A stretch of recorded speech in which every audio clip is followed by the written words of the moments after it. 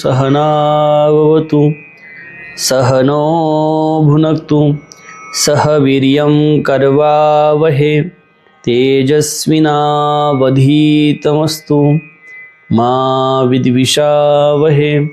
ओम शांतिः शांतिः शांतिः। कृष्णाय वासुदेवाय हरये परमात्मने प्रणतक्लेशनाशाय गोविंदाय नमो नमः। गुरुर्ब्रह्मा गुरुर्विष्णु गुरुर्देवो महेश्वरा गुरुर्साक्षात् परब्रह्म तस्मै श्री गुरवे नमः। नेहाभिक्रमणो शोस्ति प्रत्यवायो न विद्यते स्वल्पमप्यस्य धर्मस्य त्रायते महतो भयात्। भगवंताच्या असीम कृपेने विश्वमाऊली ज्ञानोबरायाच्या असीम कृपेने सकल संतांच्या आशीर्वादाने सद्गुरुदेवाच्या आशीर्वादाने चालत असलेल्या या नित्य ज्ञानेश्वरी चिंतनामध्ये आज आपण ज्ञानेश्वरीतील दुसऱ्या अध्यायातील 40 क्रमांकाच्या श्लोकापासून प्रारंभ करत आहोत। भगवंत अर्जुनाला सांगत आहे, नेहा विक्र मना शोस्ती प्रत्यवायो न विद्यते स्वल्पमप्यस्य धर्मस्य त्रायते महतो भयात। की या निष्काम कर्मयोगात आरंभ केलेल्या कर्माचा नाश होत नाही, यात कोणताही दोष नाही। या कर्मयोग रूप धर्माचे थोडे अनुष्ठान ही महान भयापासून रक्षण करते। की हा जो निष्काम कर्मयोग आहे, या निष्काम कर्मयोगामध्ये जो कर्मयोग आपण आरंभ केलेला आहे त्या कर्माचा नाश होत नाही। कारण या निष्काम कर्मयोगामध्ये काही मागण्याची अपेक्षा नसते, काही मिळवण्याची अपेक्षा नसते आणि त्यामुळे त्याचं जे काही संचित आहे ते संचित तसं कायम राहतं।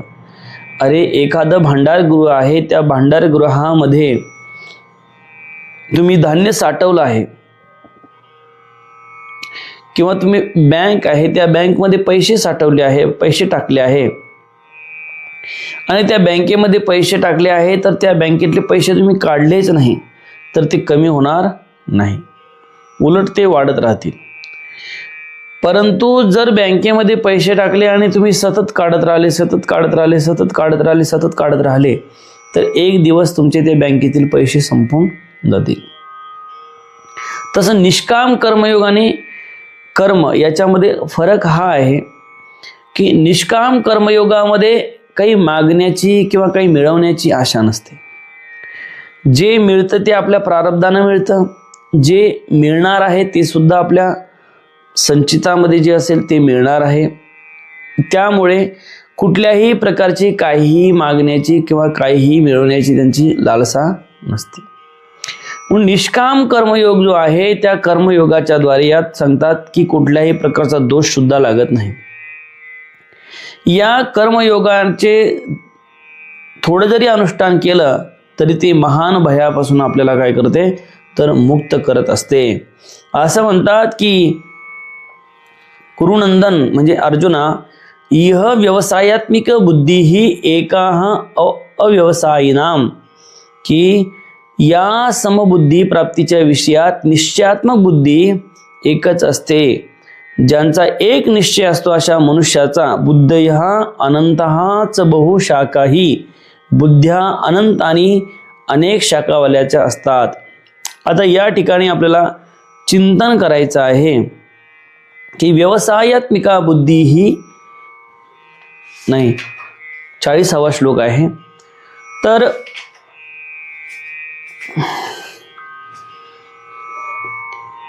एषा नेहा विक्रमणो शोस्ती प्रत्यवायो न विद्यते स्वल्पमप्यस्य धर्मस्य त्रायते महतो भयात।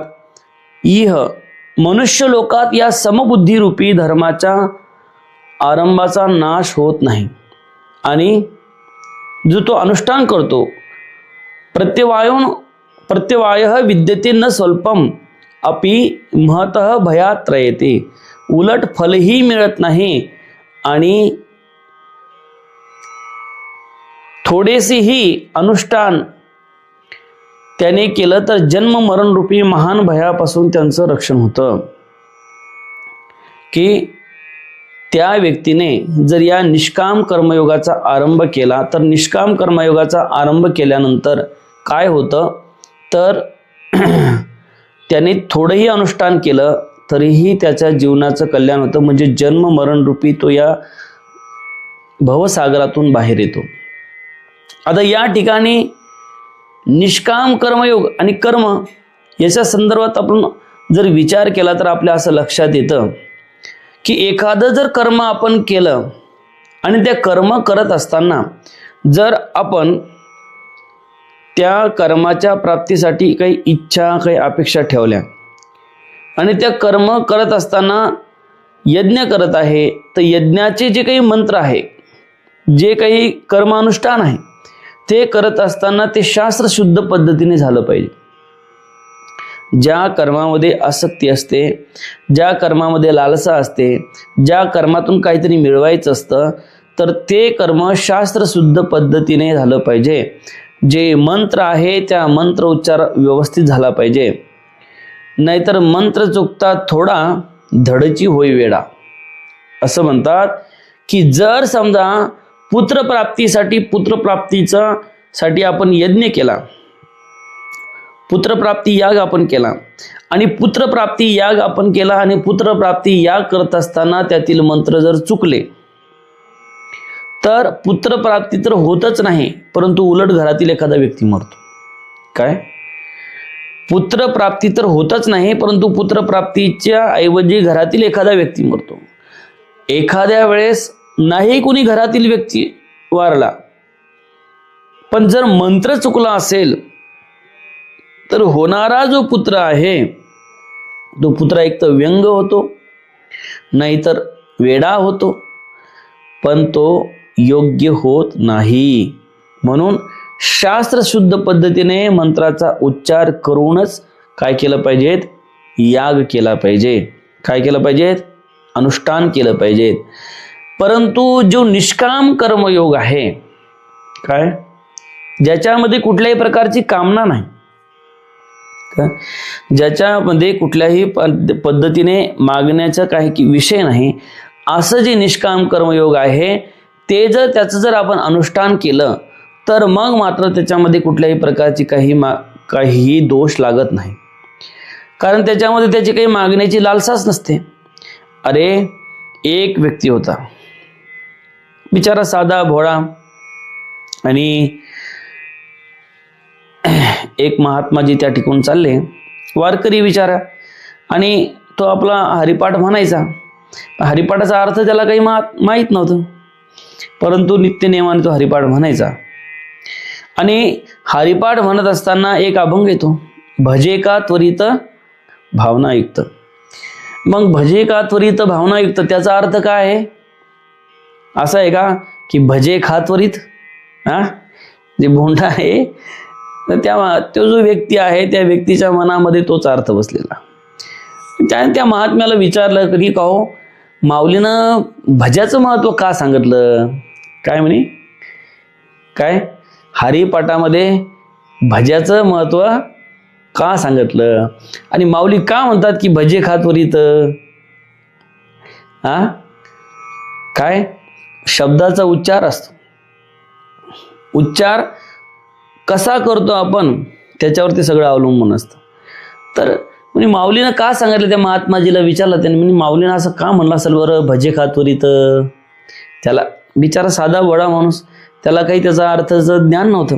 तो कसं काय माऊलीनं असं म्हटलं असेल की भजे खा त्वरित आणि भावनेनं खा, पुन्हा काय भावनायुक्त, म्हणजे भजे खाल्ल्यानं एवढं मिळतं असं त्याला आश्चर्य वाटू लागलं. त्याच्या मनात शंकाच राहिली ती की जर भजे खाल्ल्यानं जर काही मिळत असेल तर मग भजे खायला काय, एक तर चांगले पण आहे, टेस्टी पण आहे, त्यात कांदा टाकल्यावर आणखीन ते टेस्टी होतात, आहे की नाही? भजे खा त्वरित असं का म्हटलं? मग त्या महात्म्याने त्याला सांगितलं, बाबा तसं नाही, भजे खा म्हणजे भजे खायचे, ते तळ बोंड खायचे नाही. भगवंताचं भावनेने काय भजन करा आणि त्याच्यामध्ये प्रेमभाव असला पाहिजेत. त्याच्यामध्ये काय असलं पाहिजे? प्रेम असलं पाहिजे. आणि भजे म्हणजे त्या भगवंताची आराधना करा. काय करा? आराधना करा. पण त्याने आता एवढे दिवस त्याचा अर्थ त्याच्या डोक्यात हाच, भजे खातो रे भजे, मग त्याला त्याचा काही दोष लागला का? नाही. कारण त्याची जर समजा त्याच्यापासून काही मागण्याची प्रवृत्ती, त्याचं जर नित्यनेमाची साधना असेल, मग त्याचा अर्थ काय? त्याचा अर्थ काही असो, पण त्याची जर श्रद्धा आहे की आपण हरिपाठ घेतला पाहिजेत, आपण नित्यनेमानं हरिपाठाचं हे केलं पाहिजे, तर मग मात्र त्याला कुठल्याही प्रकारचा दोष लागत नाही. पण जर त्याच्यातून काही कामना असेल तर मग चुकीचा अर्थ, चुकीचं जर हे केलं, उच्चार केले, तर त्याच्यापासून दोष लागल्याशिवाय राहणार नाही. तर या ठिकाणी सुद्धा जर पुत्रप्राप्ती यज्ञ तुम्ही केला, तर त्या पुत्रप्राप्तीमध्ये तुम्ही जर व्यवस्थित मंत्र उच्चार केले नाही, जसं शास्त्र सांगतं की मंत्र चुकता थोडा, धडची होय वेडा. जर तुम्ही व्यवस्थित मंत्र उच्चार केला नाही, व्यवस्थित मंत्राचं उच्चारण केलं नाही, तर मग काय होऊ शकतं की तुमचं जे काही होणारा पुत्र आहे, एक तर तो व्यंग होईल, एक तर काहीतरी अपंग होईल, एक तर येडा होईल, नाहीतर जर जास्तच हे झालं तर एखाद्या वेळेस पुत्रप्राप्ती तर होणारच नाही, पण घरातील एखादा व्यक्ती सुद्धा त्यामध्ये जाऊ शकतो. म्हणून अशा पद्धतीने की समबुद्धीने अनुष्ठान केलं पाहिजे. समबुद्धीने म्हणजे काय? त्यामध्ये कुठल्याही प्रकारची फलाची इच्छा नसली पाहिजे आणि त्यामध्ये काहीही मिळवण्याची इच्छा नसली पाहिजे. तसं त्या ठिकाणी जर आपण पाहिलं तर सांसारिक जीवनामध्ये आपण काही ना काही मिळवण्याचा प्रयत्नच करत असतो. मुलाला नोकरी लागावी, हे लागावी, ते लागावी असं, आणि त्या पद्धतीने आपण भगवंताला मागण्याचा प्रयत्न करत असतो. मी देवा हे करील, मी त्याच्याबद्दल हे करील, मी ते करील, मी 4 लोकांना जीव घालेल, हे करील, ते करील, यज्ञ करील, या करील, पण असं होऊ दे, तसं होऊ दे, अशा पद्धतीची कामना आपल्या मनात सतत चालू असते. तर याचा अर्थ असा आहे की कामना जर आपण आपल्या मनामध्ये ठेवली तर त्याच्यापासून काय मिळेल हे सांगता येणार नाही.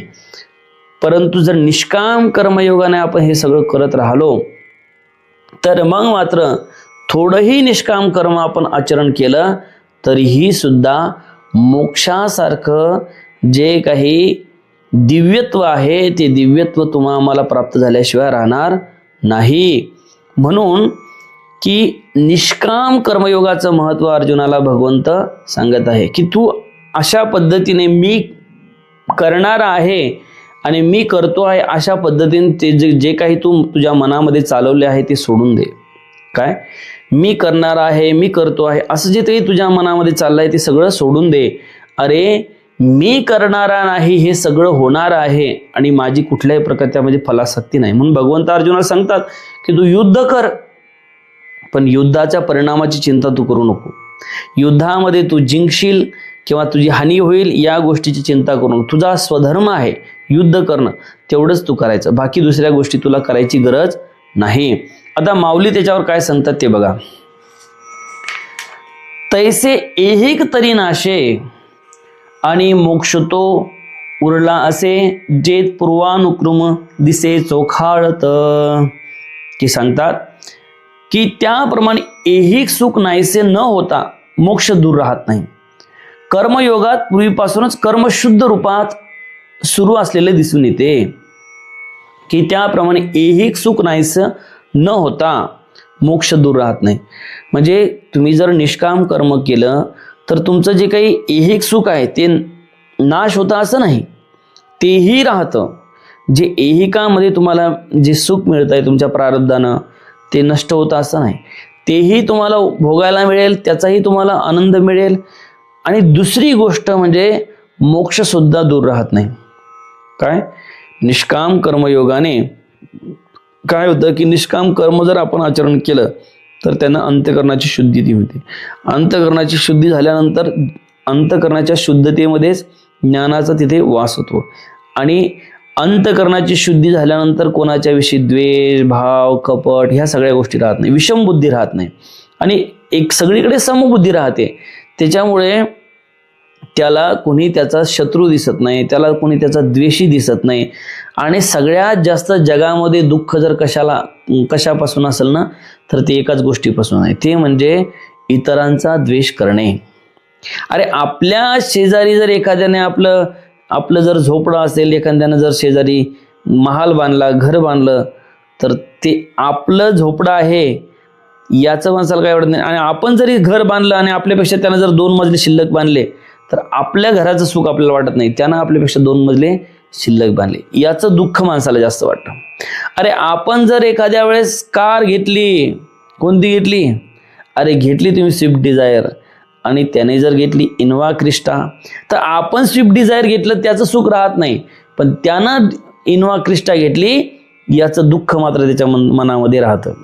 अरे आपण काय केलं याचं सुख त्याला नाही, पण तो दुसऱ्याने काय केलं आणि दुसरं आपल्यापेक्षा वरचढ होत आहे याचं दुःख मात्र कायम त्याच्या मनामध्ये राहते. हे विषम बुद्धीचे लक्षण आहे. म्हणून समबुद्धी झाल्यानंतर मग तो असाच विचार करेल की अरे बाबा, त्याच्याही मध्ये माझं परमेश्वराचं वास्तव्य आहे, माझ्याही मध्ये तेच वास्तव्य आहे, सगळीकडे काय हरीच आहे की नाही, सगळ्या ठिकाणी हरीच व्याप्त आहे. आणि हरी व्याप्त असल्यामुळे विषमता काहीच नाही. त्याच्यामुळे त्याने केलं काय आणि मी केलं काय सगळं एकच आहे. त्याच्यामुळं त्याला एकतर म्हणजे दुःख होणार नाही. मी सांगितलं सगळ्यात जास्त दुःख माणसाला दुसऱ्याचा द्वेष करून होतं. दुसऱ्याचा द्वेष करून, दुसऱ्याची प्रगती, एक म्हणतात अशी म्हण आहे, कुत्र्याला गती आणि माणसाला प्रगती सहन होत नाही. कुत्र्याला गती सहन होत नाही. तुम्ही पहा, जर आपली गाडी चालली आणि गाडी चालली असताना जर आपण त्या ठिकाणाहून जात आहे, तर कुत्र आपल्या गाडीच्या मागे धावतील, ते गाडीच्या मागे धावतील, कारण त्याला ती गती सहन होत नाही. आणि माणसाला काही सहन होत नाही, प्रगती सहन होत नाही. कुत्र्याला गती आणि माणसाला प्रगती सहन होत नाही. पण या 2 गोष्टी विषम आहे, गती आणि प्रगती. तर त्या पद्धतीने या ठिकाणी सुद्धा जर सांगतात तैसे ऐहिक तरी न नाशे. अरे ऐहिक जे तुम्हाला सुख मिळणार आहे ते तर मिळणारच आहे, ते तुमच्या भाग्याने, तुमच्या परम भाग्याने ते मिळणार आहेच. आणि मोक्ष तो उरला असे जे पूर्वानुक्रमे दिसे चोखाळत. अरे मोक्ष दूर राहत नाही, त्या अशा व्यक्तीला त्याला मोक्ष दूर राहत नाही. कर्मयोगात पूर्वीपासून कर्मशुद्ध रूपात सुरू असलेले दिसून येते. कर्मयोगात हीच विशेषता आहे की त्याच्यामध्ये कुठल्याही प्रकारे काय नसते, लालसा नसते. त्या कर्मयोगात कुठल्याही प्रकारची मागणी नसते आणि त्याच्यामुळे त्याला मोक्ष सहज प्राप्त होतो. त्याला फारसे त्याच्यासाठी अट्टहास करण्याचा काम पडत नाही. अरे अंतःकरण दुःखी का असतं? मी तुम्हाला सांगितलं, दुसऱ्याचा द्वेष करणे, दुसऱ्याच्या विषयी भेदभाव करणे. अरे जोपर्यंत हे भेदभाव आपल्या अंतःकरणामध्ये आहे, समबुद्धी होत नाही, तोपर्यंतच मनुष्य दुःखी आहे. ज्या दिवशी तुमची समबुद्धी होईल, तुम्ही सगळ्यामध्ये हरी व्यापक सर्वत्र समाना अशी बुद्धी तुमच्या ठिकाणी येईल की सगळीकडे हरीच व्याप्त आहे का नाही, त्यावेळेस असं समजायचं की तुमच्यामधला भेद संपला आहे आणि तुम्ही आता मोक्षाच्या मार्गावर आरूढ झाले आहे. पुन्हा माऊली काय म्हणतात ते बघा, कर्माधारे राहटीजे परी कर्मफळ न निरीक्षिजे, जैसा मंत्रज्ञून बांधिजे भूतबाधा. कर्माधारे राहटीजे, अरे शास्त्र शुद्ध कर्माच्या आधाराने वागावे, परंतु कर्मापासून होणाऱ्या फळाची इच्छा करू नये. ज्याप्रमाणे मंत्र जाणणाऱ्यास भूताची बाधा होत नाही. अरे काय म्हणतात माऊली, कर्माधारे राहटीजे, शास्त्रानं जे सांगितलं आहे की जे कर्म सांगितले आहे त्या कर्माचं काय केलं पाहिजे, तर पालन केलं पाहिजे. शास्त्र जे सांगेल ते कर्म पालन केलं पाहिजे.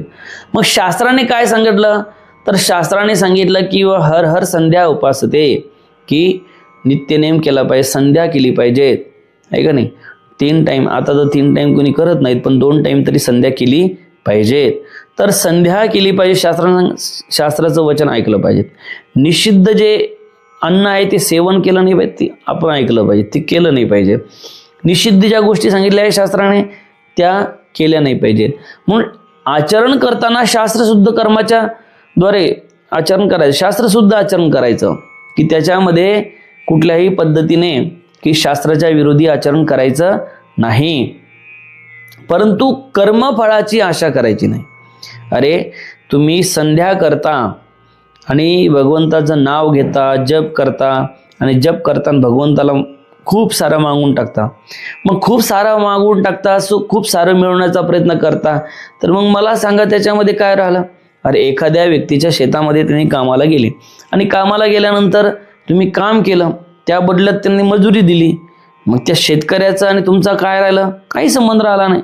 तुम्ही दिवसभर त्या शेतामध्ये काम केलं, त्याने त्याच्या मोबदल्यात तुम्हाला मजुरी दिली. काही राहिलं का? नाही, काही राहत नाही. परंतु जर तुम्ही त्या ठिकाणी काम केलं आणि काही घेतलंच नाही, तर मग मात्र त्याच्यावर उपकार राहिल्याशिवाय त्याच्यावर उपकार राहतील. सतत त्याला जाणीव राहील की यांनी आपल्याला मदत केलेली आहे, आपल्याला मदत केली आहे.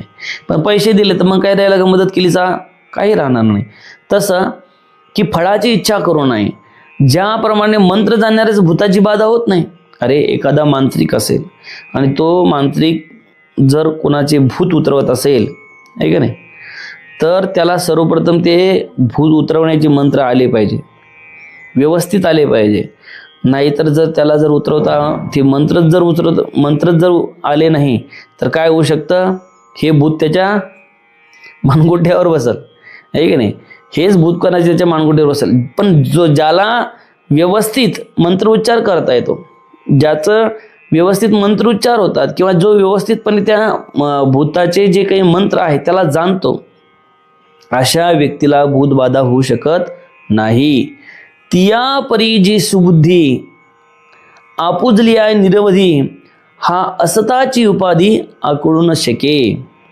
त्याप्रमाणे अंतकरणात अनासक्त भावाने कर्म करणाऱ्याची सद्बुद्धी निर्माण झाली म्हणजे देह धारण करून देखील उपाधी निर्माण होत नाही. त्याप्रमाणे अनासक्त भावाने कर्म करण्याची सद्बुद्धी. अनासक्त म्हणजे कुठल्याही प्रकारची त्याच्यामध्ये आसक्ती नाही, कुठल्याही प्रकारची काही मिळवण्याची अपेक्षा नाही. म्हणून अशा अनासक्त भावाने जर एखादा व्यक्ती कर्म करत असेल तर निश्चित मात्र त्याच्यापासून बाधा निर्माण होत नाही. म्हणून अनासक्त, कुठल्याही प्रकारची आसक्ती त्या कर्मामध्ये ठेवायची नाही. कर्म करत राहायचं, फळाची अपेक्षा करायची नाही. अनासक्त भावाने काय करायचं? तर काय करायचं? कर्म करत राहायचं. आणि अनासक्त भावाने जर तुम्ही कर्म करत राहिले तर मग देह धारण जरी केला तरी उपाधी तुम्हाला बाधू शकत नाही. नाहीतर उपाधी माणसाला काय करते? दुःख देते. अरे तुमचं नाव आहे सुपेश महाराज आणि सुपेश महाराज तुम्हाला म्हणतात सगळेजण, आणि एखादं जण म्हणलं ए सुप्या, म्हणजे झालं का नाही, लगेच तुम्हाला हर्ट होतं. काय होतं? हर्ट. अरे मी तर सुपेश महाराज आहे आणि मला सुप्या म्हटलं. म्हणजे तुम्ही जी काही सुपेश महाराज नावाची जी काही उपाधी धारण केली आहे, ती उपाधीचं तुमचं नाव जरी त्या पद्धतीने घेतलं तरी तुम्ही हर्ट होता. मला कसं काय असं म्हटलं होता की नाही. म्हणजे तुम्ही त्या उपाधीला इतकं चिटकून बसले. हे तर उदाहरण आपण दिलं, पण सगळ्याच बाबतीत की उपाधी आपण धारण करतो, मग ती नावाची असेल, शिरडाची असेल, कशाची असेल, शिरडाची सुद्धा उपाधी आपण धारण करतो. ही जी उपाधी आपण धारण करतो, या उपाधीमध्ये आसक्त झालो तर दुःख होतं. या उपाधीमध्ये जर अनासक्त राहिलो तर मग दुःख होण्याचं कारण नाही. जेथ न संचरे पुण्य पाप, जे सूक्ष्म अति निष्कंप, गुणत्रयादी लेप न लागती जेथ. माऊली पुन्हा सांगतात की बाबा, ज्या बुद्धीला पाप पुण्याचा बाधा होत नाही, जी खूप सूक्ष्म असून निश्चळ आहे आणि जिला सात्विक, राजस, तामस या गुणाचा लेप लागत नाही. अरे ज्या बुद्धीला, कोणत्या बुद्धीला? निष्काम जी बुद्धी आहे,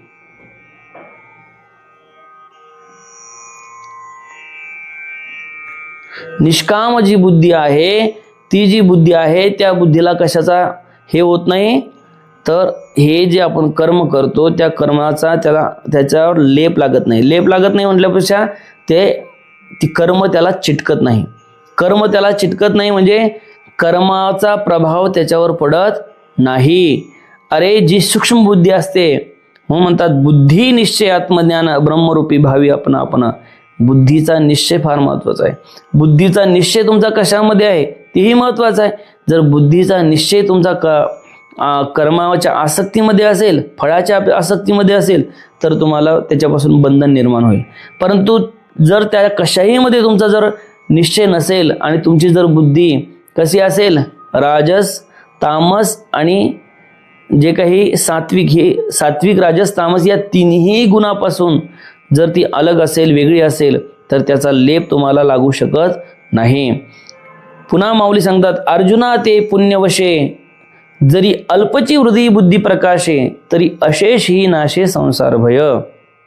अरे फार सुंदर माऊली सांगतात की अर्जुना, पूर्व पुण्याईने हृदयात थोडी देखील सद्बुद्धी निर्माण झाली तरी संसाराचा संपूर्ण भय नाहीसा होतो. अरे प्रत्येक जण या संसारामध्ये घाबरलेला आहे. प्रत्येक जण घाबरलेला आहे. कशासाठी घाबरलेला आहे? प्रत्येकाला असं वाटतं की माझा परिवार सुखी राहिला पाहिजे. प्रत्येकाला असं वाटतं मला 4 पैसे मिळाले पाहिजेत. प्रत्येकाला असं वाटतं माझ्या संसारामध्ये सुख असलं पाहिजे. प्रत्येक जण या सगळ्या गोष्टीमध्ये काय झालं? आसक्त झालं आहे. प्रत्येक जण याच्यामध्ये आसक्त झालेला आहे. परंतु असं सांगतात की जर पूर्व पुण्याईने जर त्याच्या हृदयात थोडी देखील सद्बुद्धी निर्माण झाली, तर ती सद्बुद्धी जी आहे, ती सद्बुद्धी काय करल? तर त्याला काय करल? त्याचा संपूर्ण जो भय आहे तो भय पूर्ण नाहीसा करल. नाहीसा काय करल? म्हणजे संसार भय.